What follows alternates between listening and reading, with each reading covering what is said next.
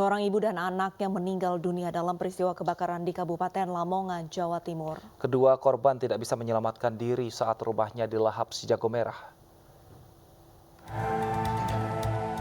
Kebakaran dua rumah milik Hanis Lestari dan Yudiono, warga Dusun Dengok, Kandang Semangkon, Kecamatan Paciran, Lamongan, Jawa Timur, Rabu dini hari. Seorang ibu bernama Hanis Lestari berusia 42 tahun bersama anaknya Naja berusia 10 tahun meninggal dunia karena tidak bisa menyelamatkan diri. Diduga api muncul dari rumah Hanis Lestari, namun Yudiono yang terbangun melihat asap hitam di rumahnya langsung keluar rumah dan meminta pertolongan warga. Dua asap dari rumah sebelah masuk rumah saya itu jam 2.24 pagi ya. Terus setelah itu saya masih sempat goyangin Atasnya itu. atas rumah ya. Terus jam 4.48 itu api membesar. Setelah itu saya keluar, nggak tahu lagi. Belum diketahui pasti penyebab kebakaran. Polisi masih menyelidiki kejadian ini. Selain memakan korban jiwa, kerugian diperkirakan mencapai ratusan juta rupiah. Dari Lamongan, Jawa Timur, Abdul Wakid, iNews melaporkan. Gudang petasan di Indramayu, Jawa Barat meledak dan terbakar. Seorang pekerja meninggal di lokasi kejadian.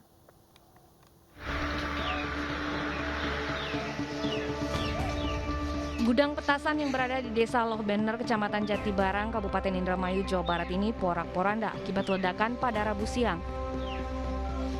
Ledakan besar terjadi saat pekerja yang tengah meracik petasan korek api. Seorang pekerja meninggal dunia di lokasi kejadian. Dentuman ledakan terdengar hingga radius 2 km. Salah satu rumah warga yang berada di sekitar lokasi turut mengalami pecah pada bagian kaca. Diduga ledakan terjadi akibat adanya gesekan dari potasium bahan mentah petasan yang menimbulkan percikan api dan akhirnya meledak. Kejadian diinformasikan jam 13 gitu ya. Itu kan dalam keadaan situasi panas bener gitu. Udah berapa saksi Pak yang diminta keterangan Pak? Untuk saksi ya, untuk yang di sekitar di sini mungkin untuk diinterogasi ada 3 orang. Api bisa dipadamkan setelah 1 unit damkar dikerahkan. Sementara korban tewas bernama Sukirno, 65 tahun, dibawa ke Rumah Sakit Bayangkara untuk divisum. Dari Indramayu, Jawa Barat, Toy Skandar, iNews melaporkan. Mantan juru bicara KPK Febri Diansyah jadi pengacara istri Verdi Sambo, Putri Chandrawati. Febri menyatakan akan mendampingi perkara Putri secara objektif.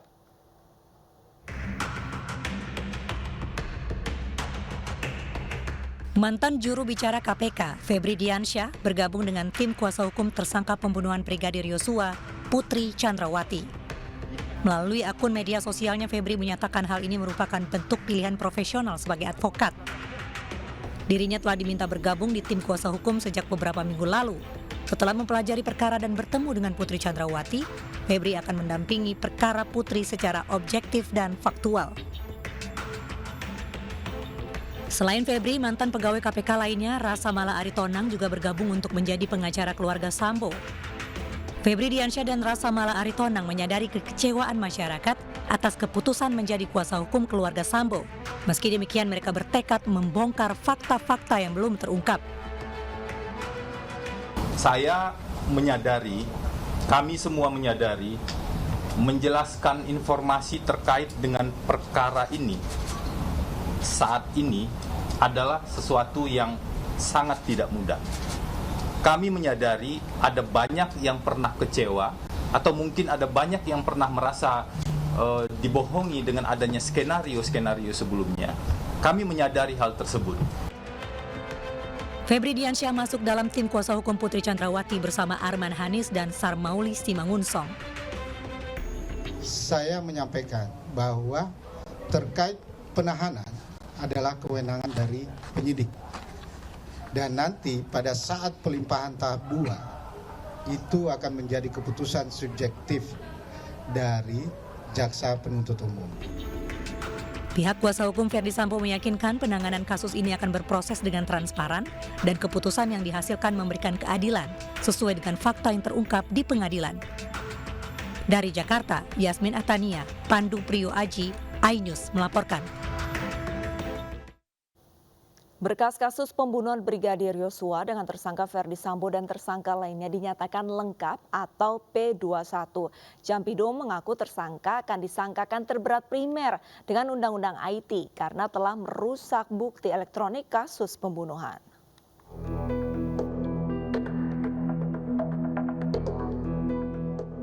Berkas tersangka pembunuhan Brigadir Joshua dengan tersangka Verdi Sambo dan tersangka lainnya dinyatakan sudah lengkap oleh Kejaksaan Agung. Berkas telah diterima oleh Kejaksaan setelah sebelumnya sempat dikembalikan karena harus diperbaiki.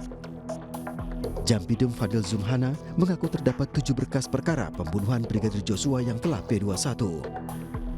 Ada kasus lain 7 perkara, 7 bekas perkara menyangkut kalau saya ikutin media itu ada diatur di dalam KUHP pasal 221 dan 233 yang orang awam menyebutkan sebagai obstruction of justice.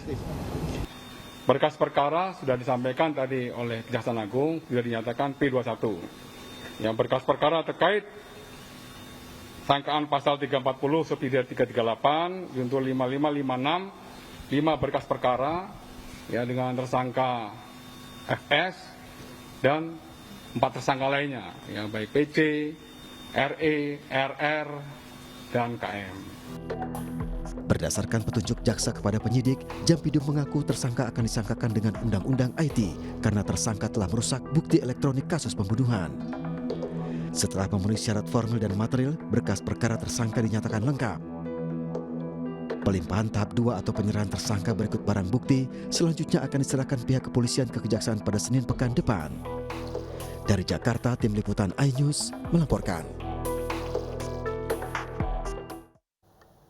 Johannes Tanak resmi terpilih menjadi Wakil Ketua KPK menggantikan Lili Pintauli. Johannes memperoleh 38 suara dalam pemungutan suara di DPR dan mengungguli Inyo Manwara.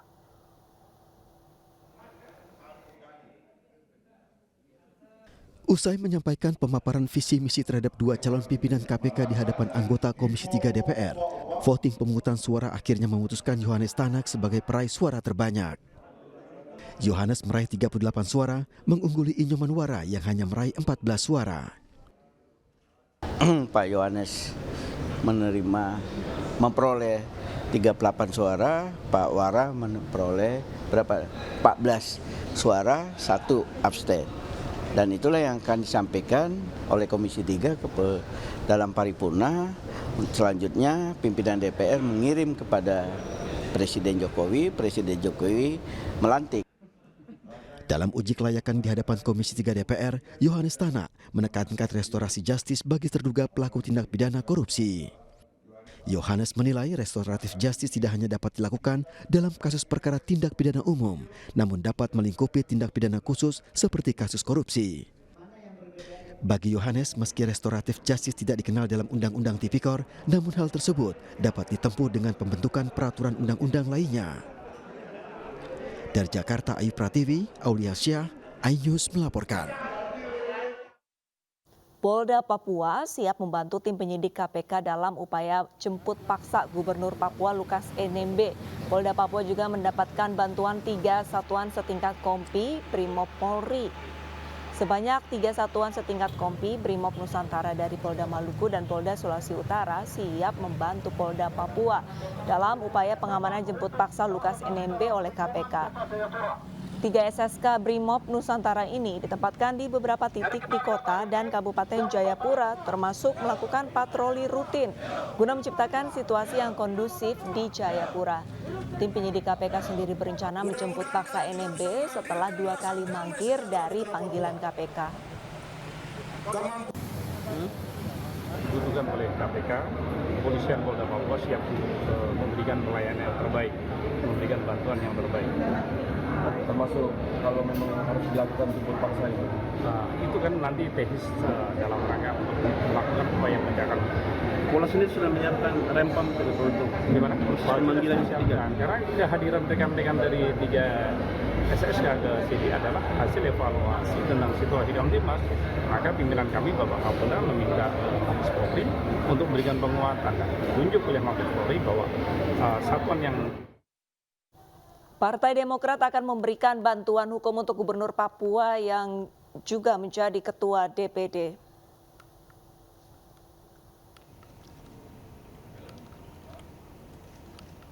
Yang juga menjadi Ketua DPD Papua Partai Demokrat Lukas NMB yang saat ini terjerat kasus korupsi.